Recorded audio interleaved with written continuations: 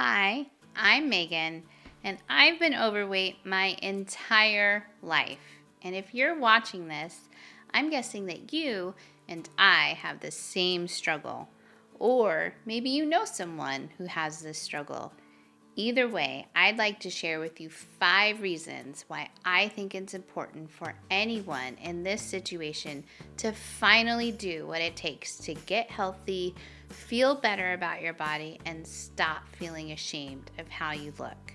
We talk about health and fitness a lot in our society. But I really wanted to join the conversation to share my story and experiences in hopes that it encourages and motivates others with this same struggle to join the fight and win their battle of the bulge. So number 5, I want to take pictures and not worry about how I look. I love pictures. The most important thing when I got married was the pictures. If my house ever burns down, God forbid, I will be the person that will run back inside to grab all the photos and the electronic devices with photos before I run out of the house. My home is filled with pictures on the walls. They are so important to me because I enjoy learning people's stories, and pictures share stories. I also love to be able to share my story.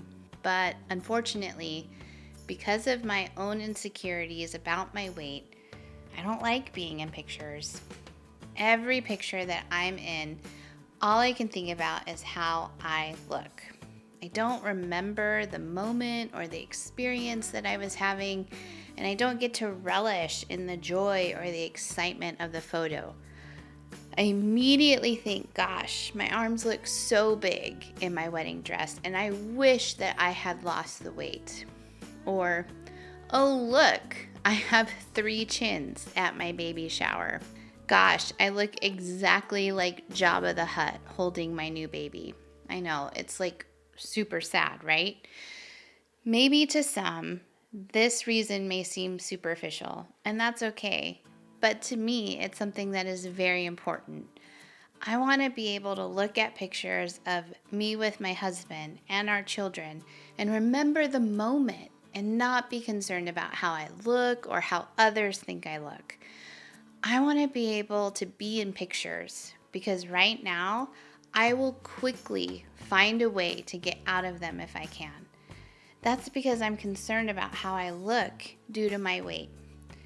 I want to be able to live my life and capture it without worrying excessively of how I look in certain clothes or at certain angles or ruining the moment because I decided I needed to shift and move to be in a better position.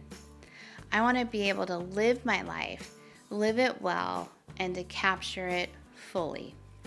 Number 4. I am fat. I know that's a little harsh, and it's not healthy, good, or beautiful. I know. Don't turn it off. Just let me explain, okay? Contrary to the movement happening in American society, big is not beautiful, healthy, or good. I'm hoping to go deeper on this in an upcoming video, so don't leave yet. But because I'm somebody that has been plus size for the majority of her life, I feel like I do have an authority to give an opinion on this. Now, I want you to hear me because this is not to say that my heart or my personality or my face or my dreams or my goals or anything about me as a person isn't beautiful. And I'm not an advocate for everyone looking the same or being the same size.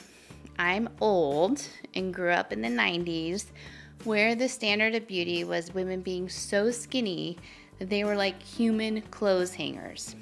I'm German, Italian, and apparently Viking, as I recently learned.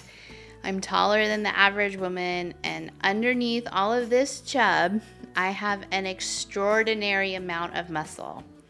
I am not, nor was my body designed to be a petite woman, and that's okay. But here's the thing, my body was not designed to be 70 or 80 pounds overweight either. It's not flattering, it's not good, and it's not healthy.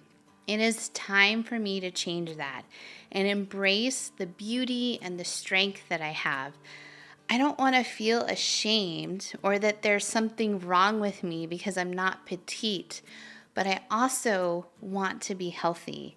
And to do that, I have to acknowledge that the weight I'm at is not healthy and that needs to be changed. Number 3, I want to be a good steward of my body.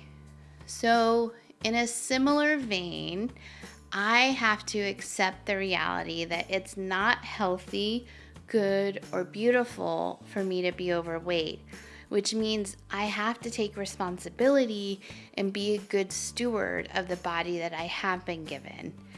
And that means taking care of it, which means I have to face the fact that I'm worth taking care of. I believe that you and I have been created with purpose. Our bodies are designed perfectly and intricately to work in specific and amazing ways. Looking at the health of my body through the lens of my faith is really important to me because I believe that I have been created for purpose. Having already faced cancer in my life, this reality that I face, I know better than some, and that's the reality that I will die one day. During my cancer journey, I had these thoughts that I really have got to get my health under control and my weight under control because I want to be a good steward of the days that I have remaining in my life. I haven't been a good steward in the past, and I need to face that, and I need to make a change. I don't get to determine how many breaths I will take in this life, but I do get to determine what I will do with each breath I take.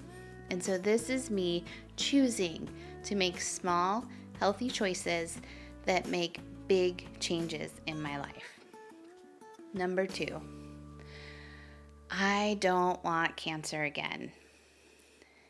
The reality of having cancer when you're young is I have to face the fact that I have a much greater risk of having a second type of cancer, specifically the really scary ones for women, like breast and ovarian and uterine cancer.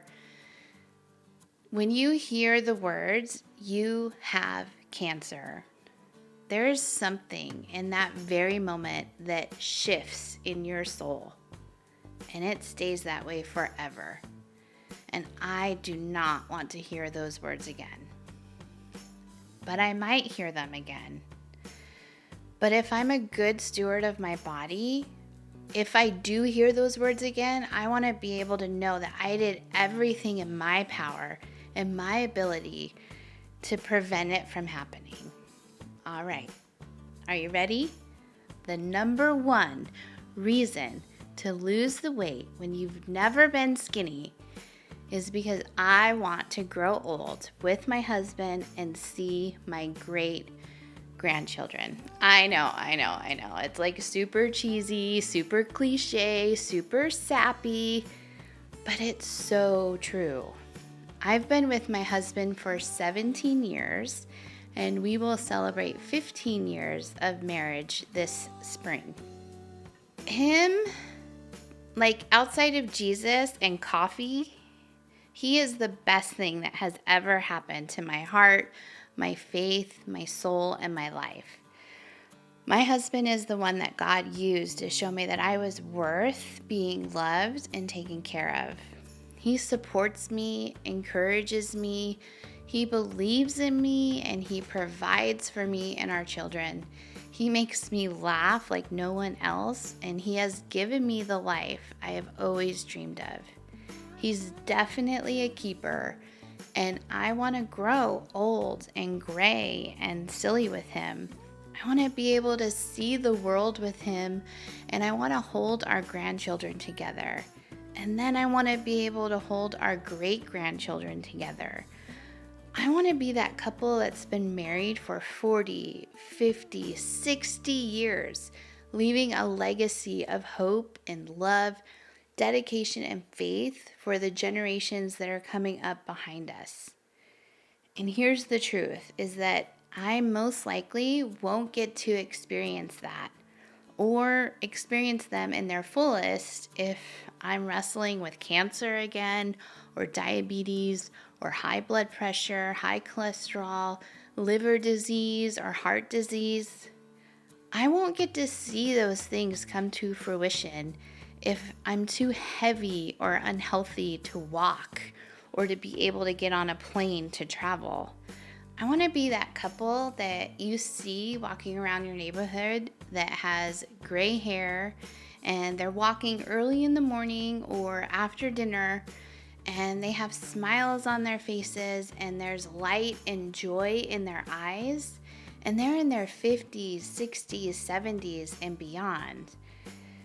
But to do that, I've got to beat the battle of the bulge. All right, friends, until next time, remember that you've always been worth it. Now let's believe it and live it out together.